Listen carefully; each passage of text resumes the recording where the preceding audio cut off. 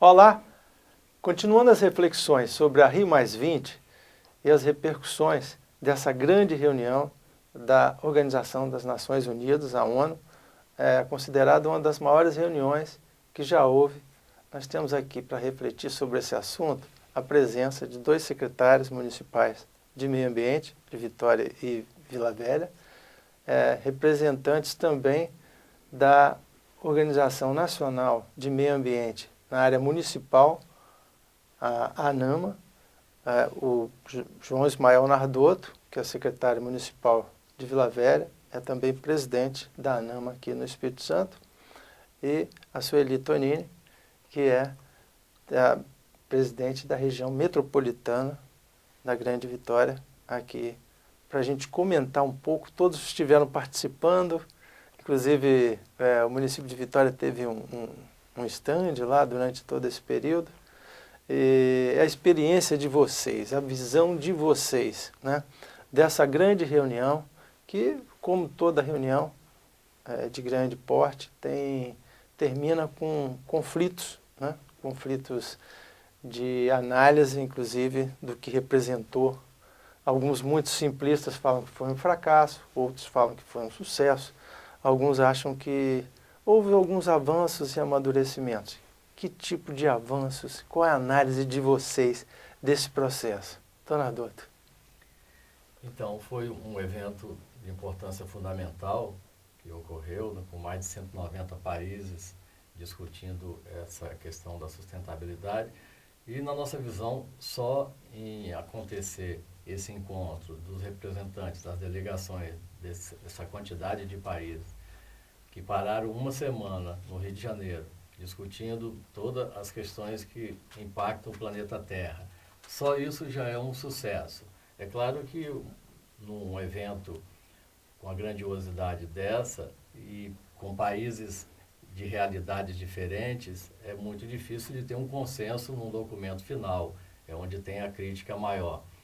Mas eu sou daqueles que consideram que houve avanço e que também algumas questões ficaram a desejar fortemente, como a questão da falta de definição das metas financeiras para os compromissos do desenvolvimento sustentável, foi colocado para frente, onde apareceu a justificativa da crise da Comunidade Europeia, entre outras questões, e essa é uma questão de não ter definições para a política dos oceanos, é outra questão que ficou e deixou muito a desejar também, entre outras questões. Mas tivemos bastante avanços, mesmo nessas questões que não ficaram definidas agora, a criação de um fórum internacional para as discussões posteriores, isso vai avançar, e também já a previsão de um encontro para 2015, onde vai discutir o texto do clima, né? Essa é uma outra questão que ficou para frente, mas que já tem prazo definido para ter essa discussão mais aprofundada e mais detalhada. Secretária Sueli. Bom, eu partilho do entendimento que tivemos avanços e temos algumas preocupações com relação aos resultados efetivos.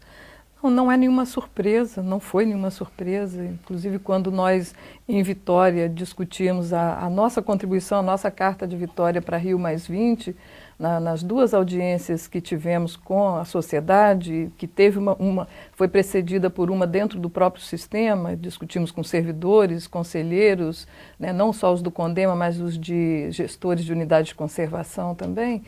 A visão era que nós não poderíamos ter grandes expectativas sobre o documento final, aquele que seria assinado pelos chefes de Estado, em função da crise econômica, que preocupa e atinge a todos, né, de certa forma, especialmente nos Estados Unidos e na Europa, e que começa a atingir também os países em desenvolvimento. Então, de certa forma, a nossa humanidade ainda está ligada ali no automático, preocupada com as questões econômicas prioritariamente. Mas é engraçado isso, porque em 92, há 20 anos atrás, os países que hoje estão em crise, justamente os países ricos, fomentavam um programa de meio ambiente muito mais audacioso, muito mais forte, né? E os países emergentes, ou aqueles países, e os países em desenvolvimento, que passavam por dificuldades socioeconômicas, já estavam em crise, né? E que hoje estão em situação um pouco melhor, né? Se tinha uma postura diferente dos países ricos, né? Do que se observou nessa reunião. Sim, o conhecimento e a ciência já tinham chegado adiante para esses países ricos que já haviam dilapidado seus recursos naturais. Sim. E que estavam naquele momento preocupados em, de certa forma, não deixar comprometer os recursos naturais, base também para a economia, nos países em desenvolvimento, mas ainda enviando para cá seus empreendimentos com menores cuidados ambientais do que nos seus próprios países. Hoje a consciência já é maior de que o planeta como um todo tem que fazer seu dever de casa, tem que investir para que nós tenhamos uma segurança planetária mesmo. Tá aí as mudanças climáticas cujos estudos foram apontando que tudo realmente está ligado, né? Nenhuma novidade, o nosso índio Sioux já dizia isso, que tudo está ligado e está lá. Aquela estrutura japonesa que após o tsunami foi parar nos Estados Unidos, mostrando que realmente está tudo ligado e que a gente não pode olhar só para o próprio umbigo. Eu acho que nessa Rio+20, também os países em desenvolvimento já apresentaram uma postura de que é seu dever também preocupar com as questões ambientais. Um dos painelistas dos diálogos, ele fez uma comparação muito interessante. É mais ou menos como você está num barco que está num furo e não adianta você dizer para o outro, primeiro você conserta seu furo, depois eu conserto o meu, porque vai todo mundo afundar. Acho que esse paralelo é muito interessante e, de certa forma, esse avanço eu percebi nas diversas discussões que tive a oportunidade de participar. Todos entendem que é problema de todos, não tem mais aquela coisa de que é só problema de quem já... Perdemos um pouco o foco de que o Brasil patinha em freio com o problema da Amazônia, que nós temos que preservar então a Amazônia para o resto do planeta e ninguém mais tem que fazer absolutamente nada. Pois mais uma vez a reflexão aponta que quem já dilapidou esses recursos naturais antes tem uma responsabilidade maior para pagar a conta. Mas não são só eles, porque não adianta ficar esperando só deles.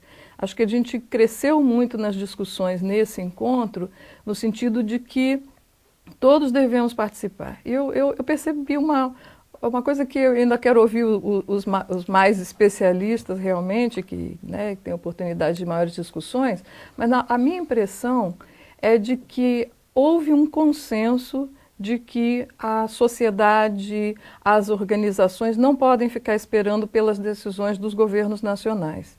Então, eu acho que esse foi um grande ganho.